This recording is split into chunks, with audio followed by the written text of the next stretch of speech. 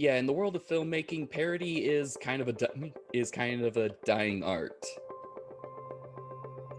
And mostly because most filmmakers believe that parody involves cramming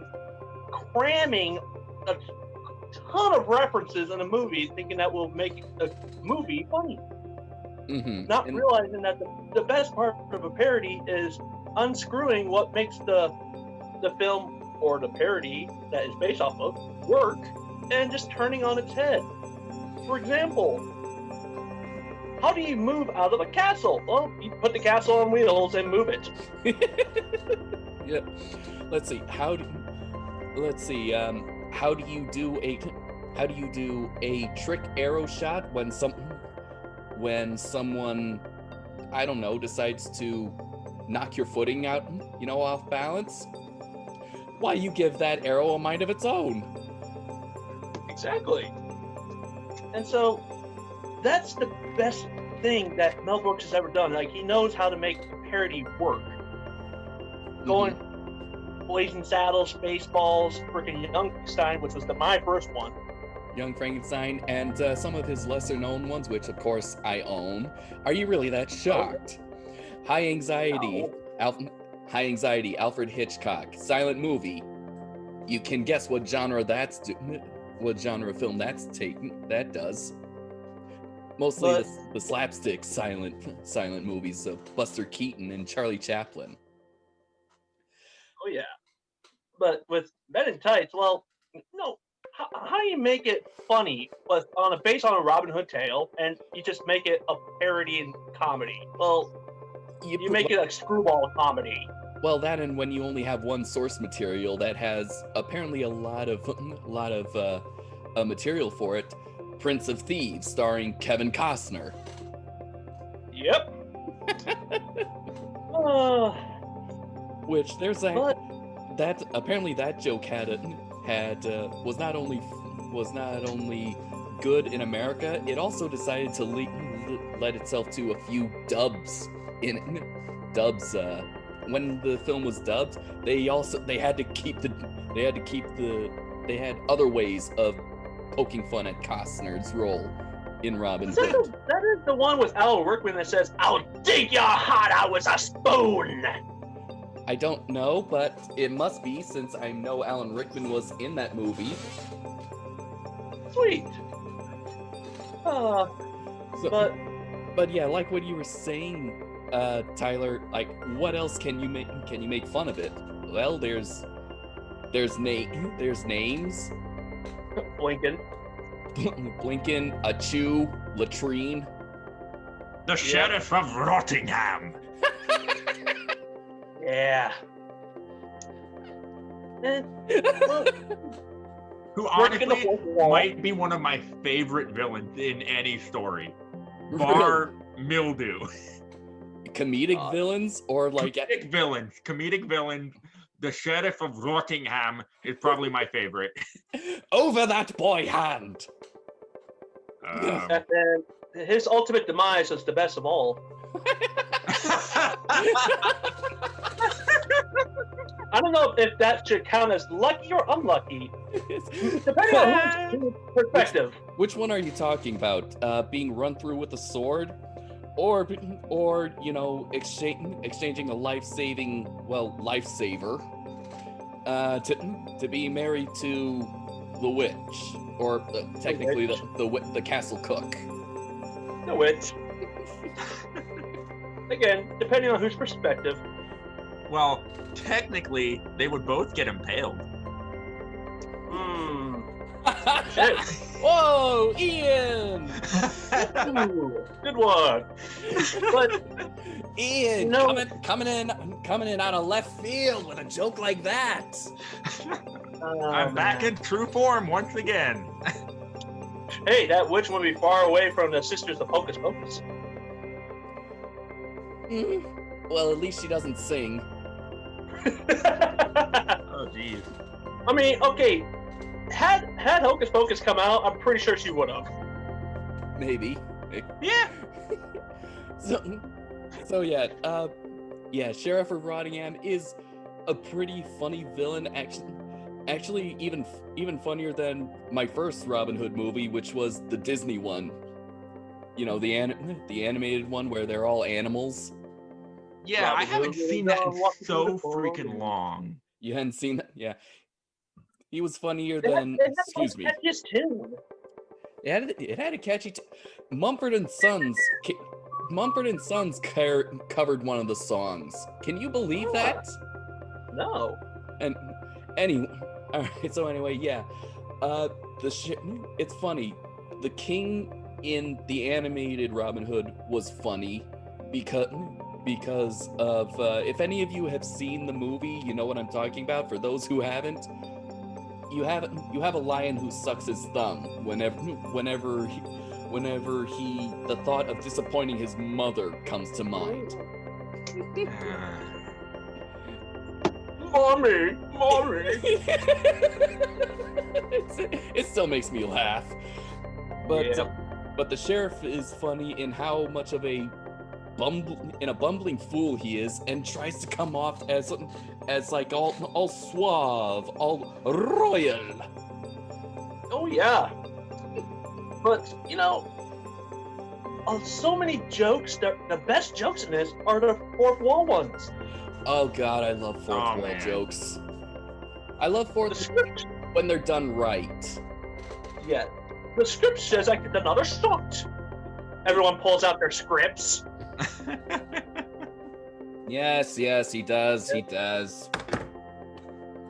And But unlike some other Robin Hoods, I can speak with an English accent. and harkening back to Kevin Costner. Uh-huh. Let's see. Several dubbed versions have had to change that line to, let's see, I do not cost the producers $5 million. That's in Germany. In France and Italy, it had to go, I do not dance with wolves. Ooh. In Quebec, the dub is I accept to wear tights. because Costner refused to wear tights in that movie. This is what I like. When I love looking at what the other cultures do when they translate a movie, because they have to make their own jokes to make it, acceptable and accessible to their general populace. Absolutely. And so it's so amazing to see, how they handle such things. Like, example, what he just did, and I didn't know about those facts, and it just makes me giddy inside. Yes. Let's see. Of course, being Mel Brooks, he also he stole one of his own jokes from an older movie. Remember the shifting hump from Young Frankenstein? Yes. Well, this takes the form of King John's mole, and Richard Lewis just delivers the best line when he's told about it. He goes, "I have a mole?"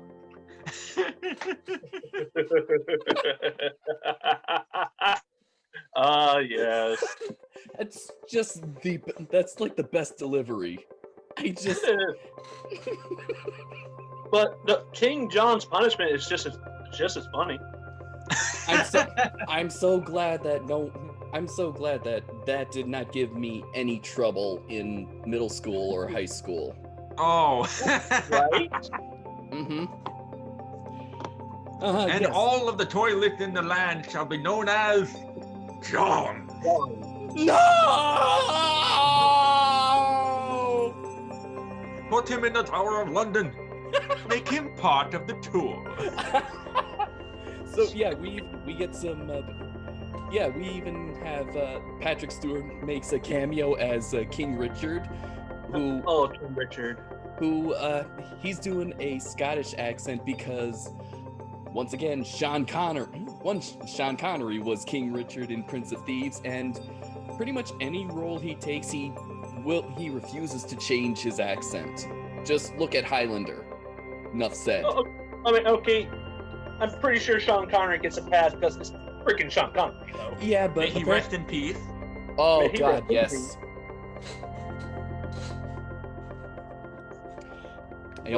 I only do that on occasion. Yes. And we also this movie is actually the theatrical film debut of Dave Chappelle, who had That's you, right? he played a Chew. Yeah, you remember? Bless you. Thank you. No. That's his name, a Chew. Bless you. No, I'm not sneezing. If I did, I would have covered my mouth. You know how the year has been. I mean, But you're alone, right? You're alone, and I'm way over here. Yeah. I still had good manners. Touche. And, but anyway, yeah. It's kind of unique for me and Tyler because I don't know about you. I can't speak for you, Tyler. You should speak for yourself. But I grew up when Chappelle's Show was like one of the funniest things on Comedy Central. Rick James. Yeah, I'm Rick James. Rick James. I'm surrounded by old people. That's what you get for hanging out with us. Mm-hmm. And he's also a stand-up comedian, so it's kind of nice. It's unique to kind of see where it all started, and he's still kind of making a name. He's still making a name for himself After a long hiatus. It's that I think he didn't want the idea of fame to consume him. He kind of wanted to be, down to earth. Yeah.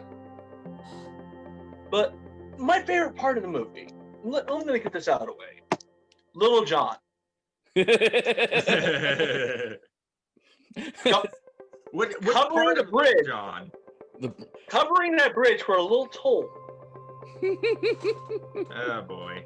And falling off and drowning. Wait, hang on. I got something for this.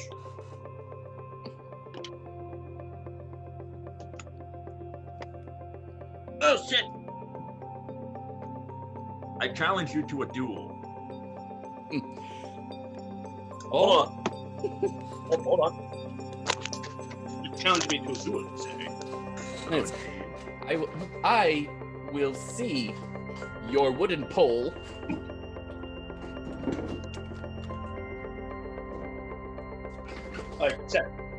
And raise you a lightsaber. I will raise your plastic little lightsaber. Plastic. It says Yes. metal. It says metal and wood.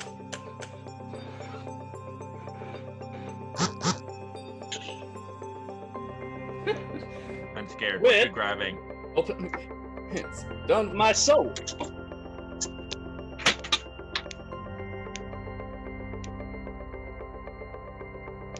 It's blunted. It's blunted. You told me so yourself. Yeah. Oh. Still looks scary for the unknown. Yeah. Where did I put that stupid knife? Whatever. Anyway. So yeah, I liked that scene too. Especially just the gag that every time that they broke the stick in half, the music would kind of get higher and higher, and they would just the fights would just get funnier and funnier. I mean, first Exactly. it's They like, had like. it was like okay, you get a bow staff broken. Okay, now it's a boken, and now it's a whatever this thing is, and they're just going like. And they're snapping at each other's fingers. Yes. Ow! Ow! Ow! Cookies, anyone? No, thank you. What? No, I got fudge over there. Good man. Anyway, but yeah, no, that entire sequence was awesome. Oh, Let's it see. definitely is. Let's see. How Blinken is of course a funny by circumstance character. Oh man, yes. I can see! Never No. mind. Never mind. My favorite gag with him is when the fight inside the castle, the first one, and he thinks he's fighting a guard, but it's really just a wooden pole. And Am I winning? Am I winning? And what's kind of funny is that you can also see him try to dodge and jump from what his instincts are saying that are swings. Yeah. Oh, I know, one of my best, when we first meet Blinken, what is he doing on the toilet?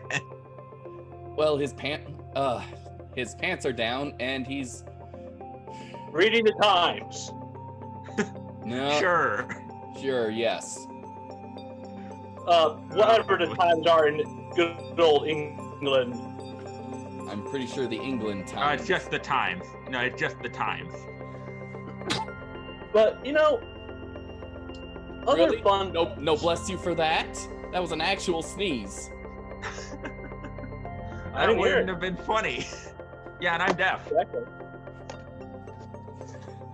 So, the other fun parts is especially the dark humor side of things. A house, dark humor. Yes, but what happened to my parents? Died in the plague? Oh, that's God. right. Oh god. And you know what's kind of funny is that there's one joke is coming if you've watched a lot of comedy TV and movies. It's like, my goldfish Goldie eaten by the cat. My cat ran over by the carriage. No, the cat choked on the goldfish. That's right. The cat choked on the goldfish. Oh, it's Oh, good it's to be good to home. be home. That's John, we're on the brilliant same writing there. wavelength. Yes. Oh my God. That is brilliant writing. Where you can go only lower, and you're gonna see how low you can go. Let's see. My mother, she died of pneumonia whilst you were away. My dog Pongo, run over by a carriage. My goldfish Goldie, eaten by the cat. My cat, My cat choked on the choked goldfish. and he gives the pouty lip. He gives that pouty lip. He's like,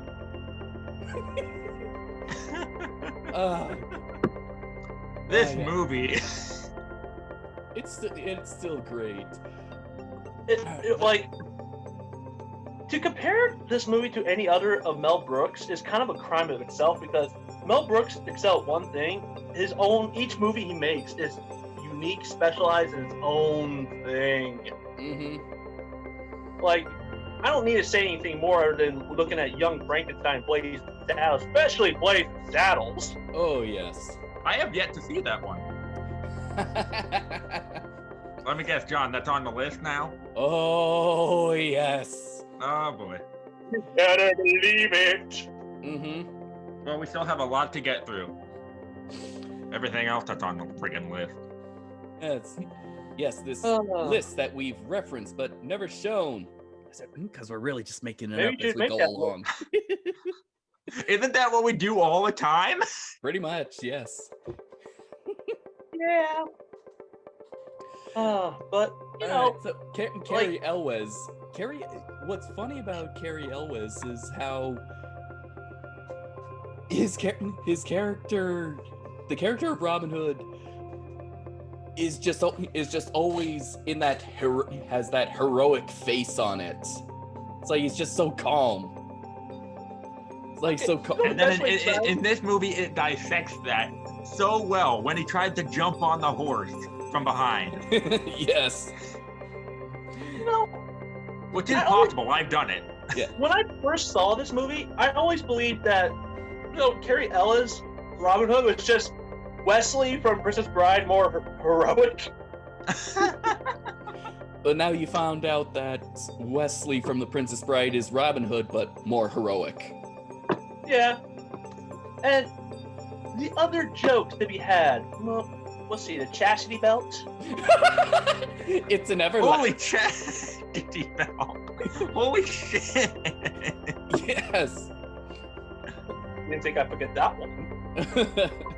Well, we haven't really mentioned Amy Yazbek, who's, of course, Maid Marian in this movie. Ah, yes.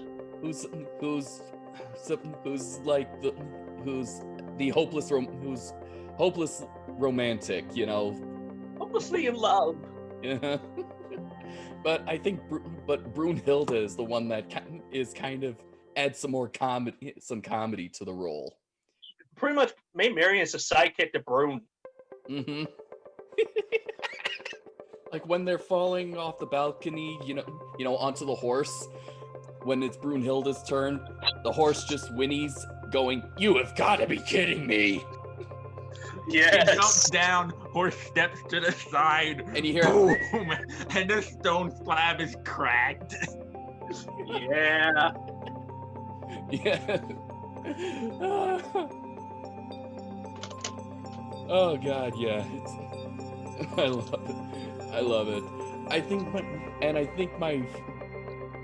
think one of my favorite jokes. There's like a lot of favorite jokes, but ones that make me laugh constantly is every time is when Robin Hood is saying goodbye in the different languages. Toodaloo, au revoir, auf Wiedersehen, ciao, ding dao day. He just does that so. He does it so. He does it so fluidly and with such conviction. And oh my God, Elwes. Has he been in any other movies besides Princess Bride, Men in Tights, and Twister, and Liar Liar? Why am I vibrating? Saw. That aren't body horror movies and dismemberments. Let's see, Pentagon Wars. Oh right. Oh yeah, that's right. Where let's see, $14 billion for the, what was that tank? The Bradley tank. Yes, a cargo plane that has a cargo tank. A transport system that doesn't have room for ammo, doesn't have room for soldiers. It has armor as soft as butter, sets on fire easily, is too big to be a scout, too light to be a tank, and is a jack of none. Right, I forgot about. Oh right, he was also in Hot Shots, the first one that parodies Top Gun. Another thing I liked about the movie were all the modern culture jokes. You had Air Jordans. No, not Air Jordans. They were pumps. Yeah, but we all know what they meant. No, they were the Nike. Yeah, they were the Nike pumps. You get the wave. Oh, jeez. The clapper. On comes the candles. Yes. Oh yes. Pablo Picasso. Really? Where? With Blinken's boobs. Yes. Dude, The Hollywood boobs. sign. That's right. Yeah, the Hollywood. I love that one. Dun dun dun dun dun dun dun dun dun. Robin Hood swam 1,000 miles from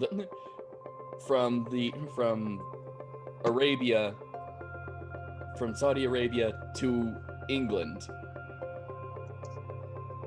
Oh man. Oh sure. Oh yeah. Oh. In report to your question about what other films Carrie Ellis was in, Jason Lee Scott's The Jungle Book. the bad guy Oh, that will die at the end. of course. What else are bad guys supposed to do at the end of movies? Survive and say, "I'll get you next time, Gadget." We'll meet again, Spider-Man. Let's see. He was also in. Oh, hey.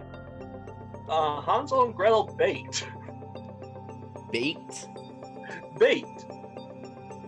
Was that his character's official title? No, that's the official title of the movie. Hansel and Gretel Baked. Ella Enchanted. Oh, right. I've heard of it. Right, bad guy in that one. Yep. Let's see. And Bram Stoker's Dracula.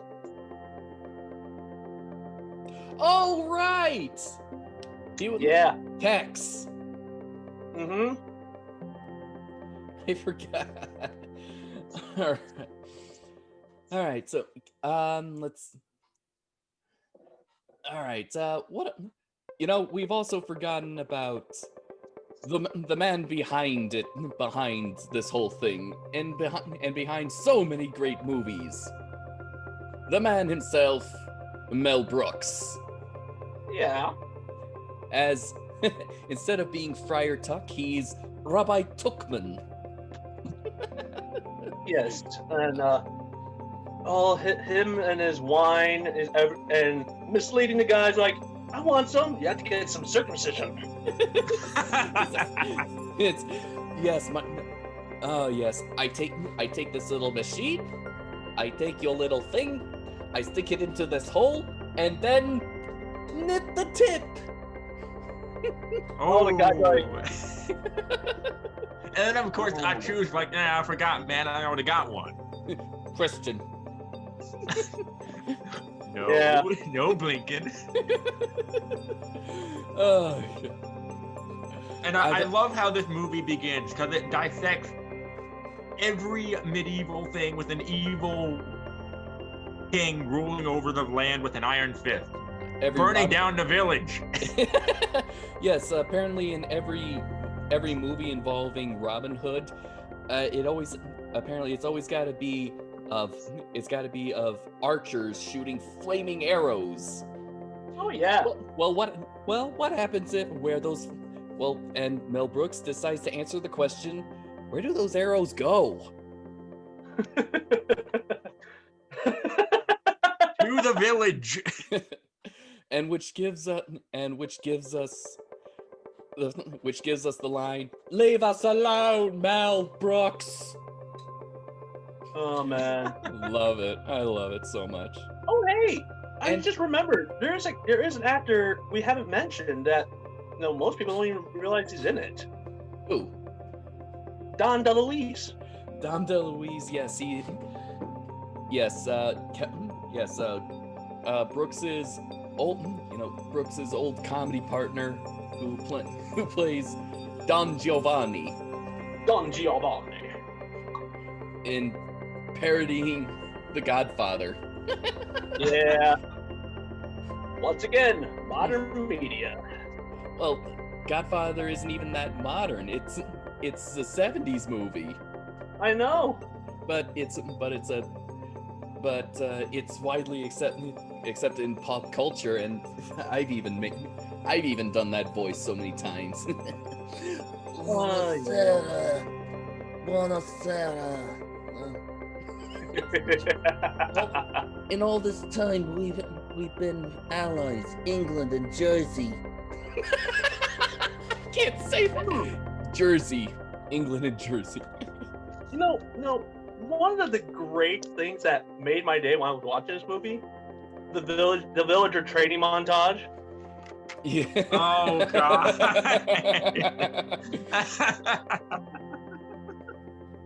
Hey Rob, maybe we should take the dummies into battle. Which one's your favorite? Which one's your favorite? Which are your favorite parts? Me or Ian? Both. Oh boy. You go first. Oh boy. Well, let me think. Although it's a fun sequence, I don't think the archery contest is that memorable. No, I meant favorite part of the montage. Oh, favorite part. Oh, the Of the jousting. The jousting. Oh, my favorite touch. All the modern soup cans making up the helmets on the dummy. Yeah. I saw like Campbell's tomato soup. Oh boy, that was fun. Tyler, what's your favorite part of the montage? That's what he mentioned. Okay. Essentially, Okay. Go ahead. that and the whole. Maybe we should bring the dummies. My favorite part is when they're trying to shoot the arrow. Let's see. My favorite parts are when he shoots the arrow that flies back, and apparently it hits someone. And you go, oh! And a guy who's too strong actually bends the bow back so far, and then you hear like, wow, wow, wow. What was that bow? What was the bow staff made out of? Apparently rubber. You gotta say, because that's not wood. I know. And Robin just looks at the camera like, oh, one of my things that made me giddy when Robin Hood names Achu the sheriff. A black sheriff? He's black? And why not? It worked in Blazing Saddles. oh yeah, he's right, he did.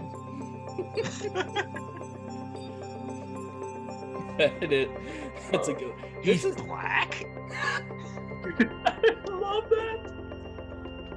Yeah, there's a lot of a variety of humor in this. There's raunchy humor. There is just there's juvenile humor.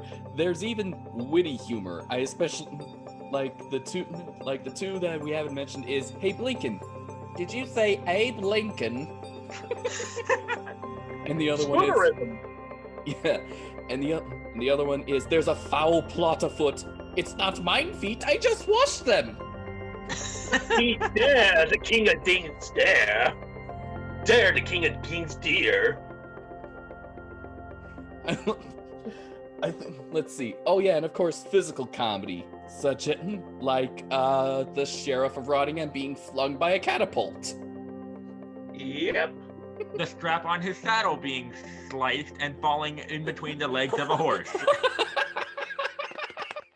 Which I had the clean 4TV version recorded downstairs. I managed to get a hold of the actual movie, and I died at the line, and I'm getting really pissed off.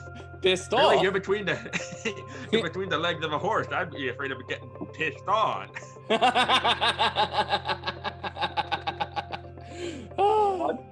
Yes. At the end, when Maid Marian and Robin are about to consume their relationship. Consummate. Call the locksmith! Call the locksmith! Okay, Tyler, I'm gonna hold that one over you. Consume their marriage. Sorry. I'm holding that one over you for a little bit, dude. Hey, and considering you're the married one, that's even funnier. What? I aim to make people's day. I don't care if I mispronounce words. He does it very often, Ian. And he doesn't care. Great. If people laugh, that's great. I like to make people laugh. Yeah. We need that this year. Yeah. Let's see. Another bit of humor. I didn't actually notice this until my, 500th viewing, which was about 500 viewings ago. Is that when remember when Blinken hands Robin just a mug of mead, and he and Robin is just, offhandedly fighting, sword fighting with someone. If you look at the back, yes, that's funny, but that's not what's funny. That it's not as funny as what's happening in the background. If you look at one of the downed soldiers, with the chandelier on top of him, you can actually see him raise his arm up and scratch his nose. Oh, that just makes that funnier. Sadly, this we won't have any ways to make fun of this anymore because of Disney, but 12th Century Fox. Yes, 12th Century. Why don't we fox them? Fox them! Fox them. Yeah. Oh, Oh, jeez. Well, Disney didn't acquire all of Fox. Just most of their assets. Yeah. Alien. Predator. But that doesn't mean that most of the movies that they made in the past are gone. If people still decide to buy physical media, which you will definitely own, and won't be altered. Yeah, I've been hearing some things on the internet that some streaming services will actually alter the movies that they have. Why? Oh, 2020. Because it's 2020. Nobody's going to the movies. Hardly anyone. Or they want something that either won't offend or won't give children any ideas, like hiding in a dryer. Ugh. What happened to parenting? Mm-hmm. Okay, I'm done with this planet. I'm going to Mars. Someone call Elon Musk. I'm out. Bye. Get my Professor Farnsworth clip. I don't want to live on this planet anymore. Now, when Achu is trying to save Robin from hanging,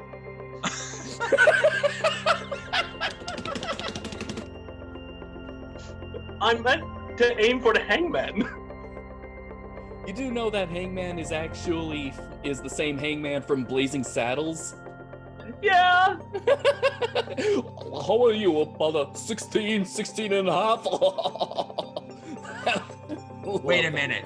If he's the same guy, is he a time traveler?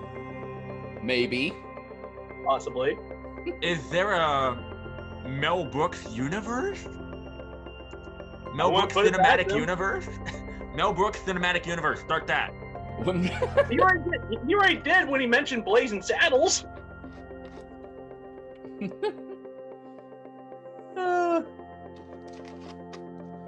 Yeah. But I don't know what else to talk about because we're talking about jokes, and that's really subjectively. That's all that we can say about this movie. It's funny based on our subjective of humor. I know it's a movie that has a wide range of humor, and if you don't like the sex jokes, you'll probably love the physical jokes. If you don't like the physical jokes, you'll probably like the witty jokes. There's something in it for everybody. Exactly. Oh yeah, or maybe if you like pop cultural references or as jokes, you'll probably love the reference to Prince of Thieves, or you'll probably like that Chu said white men can't jump. Hey, John, Patriot Arrow. I don't know what that's a reference to. The last arrow Robin fires. Yes. It's called Patriot Arrow. Uh-huh. What's the meaning? I get it, Tyler. What? Oh, man. Small blurb here from Wikipedia. If you hover over Patriot Arrow on the Wikipedia article, it says, the MIM-104 Patriot is a surface-to-air missile system, the primary of its kind used in the United States Army and several allied nations. It is manufactured in the U.S. defense contractor Raytheon and derives its name from the radar component of the weapon system. It's a surface to air missile. Is it remote controlled? Yeah, that's why. That's why it's brilliant. So yeah, this is a movie that has comedy to suit a variety of tastes. And that's what makes it great. Oh, yeah. I mean, if you just like simple juvenile humor, if you like someone just flipping the bird like all those prisoners did at the beginning of the movie. Ow! Ow! Ow! Ow! I'm not gonna do it because I don't want to make John do more work than necessary, so we don't have to blur out my finger. Well, thank you. Yeah. But yeah, it may not be a classic like Blazing Saddles, Young Frankenstein, or Spaceballs, but it's a Mel Brooks icon. I'll just say that it's a Mel Brooks icon.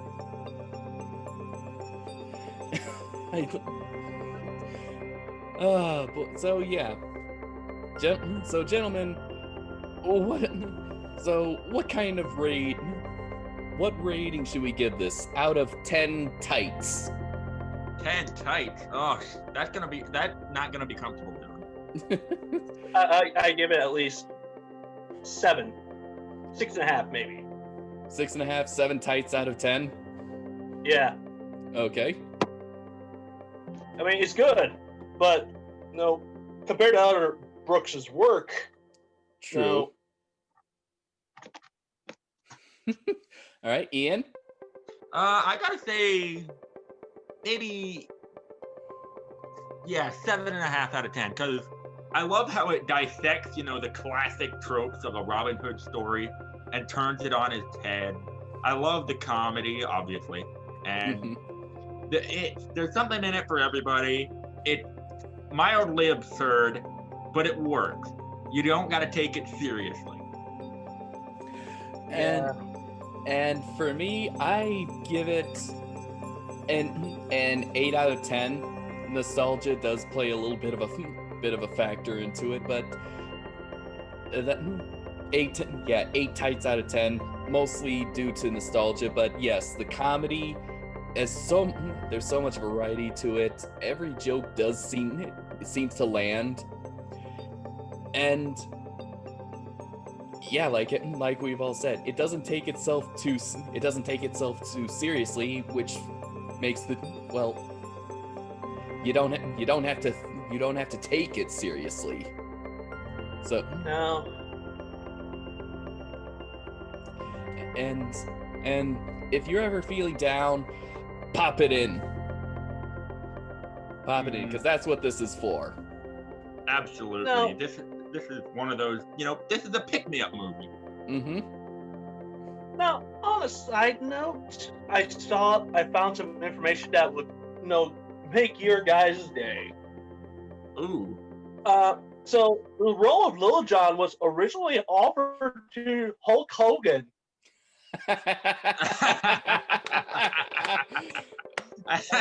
Now that you say that, yes, now I can see. Imagine that. It's like, I'm Little John, brother. I'm Little John, brother. And Sean Connery approached Mel Brooks to see if he could reprise the role of King Richard, but in drag. And Mel Brooks wanted to agree, but the salary was too high. Oh. Wait, Sean Connery? Yes. Wow, most of these actors and directors who you think are just like so very above this kind of thing also end up contributing to some really great ideas. Hitchcock pitched a joke to Mel Brooks for the movie High Anxiety, but they couldn't film it because, they didn't have enough money. Yeah. But Sean Connery saying, "Thanks, I'd like to reprise my role." but this time in drag.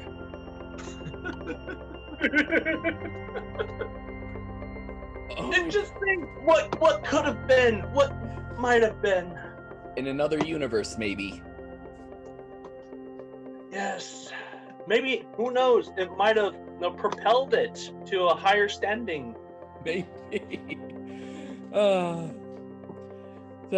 So yeah, I love Men in Tights. Absolutely, yeah. And Apparently, this, it made its and this box film office too. back. It made its box office. Well, that's good. And The budget was $20 million. It made 35.7 million. So not bad. It might have been due to the star power of Cary Elwes, as well as probably the knowledge that it was Mel Brooks movie. Well, yeah. This was, considering I pretty much now have Mel Brooks most of Mel Brooks's film career in some way, shape, or form, Blu-ray and DVD, and this was pretty much the last movie he made where he was where he still had that. The next movie he made was Dracula, Dead and Loving It, and with Leslie Nielsen. And this is kind of where it seemed to be indicating that he lost a little bit of his touch. He slowed down a little bit. Not to say that it's a bad one. There's still some funny jokes in there. But comparing that to Robin Hood Men in Tights, it felt like something was missing. Oh, random fact of the day. Did you know that Mel Brooks was a producer of one of what's his name? The guy who directed The Elephant Man. Carl Reiner? No. The guy directed Mulholland Drive. I'm gonna have to look that up. The Elephant Man. But yeah, that's where Mel Brooks first met John Hurt, he made a couple appearances who was able to make a couple appearances in his films. Let's see. Okay, director. Oh, there we go. David Lynch. And he took his name off the credit because he didn't want people thinking it was a comedy. Makes sense. And just think that,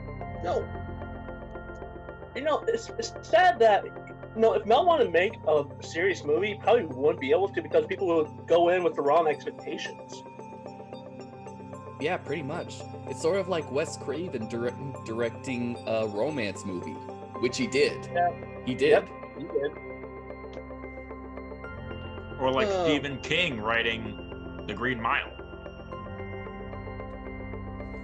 But I think Stephen King's greatest book is Shawshank Redemption.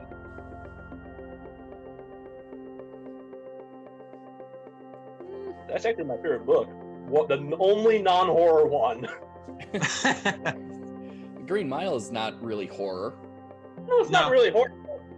I love a good book and movie that has a guy attaining his freedom from being wrongly accused. Mm-hmm. While getting revenge at everyone else who made his life suffering. I definitely know Shawshank has been parodied a few times. Yeah. But do we have anything else to say for Men in Tight? Absolutely. I do not have anything else to say. Other than it's tight. Oh my gosh, Tyler, why? It had to be said. It had to be said. It would have been a crime not to have said it. Oh boy. Well, are we done, guys? I think we're gonna be done. The only thing now is to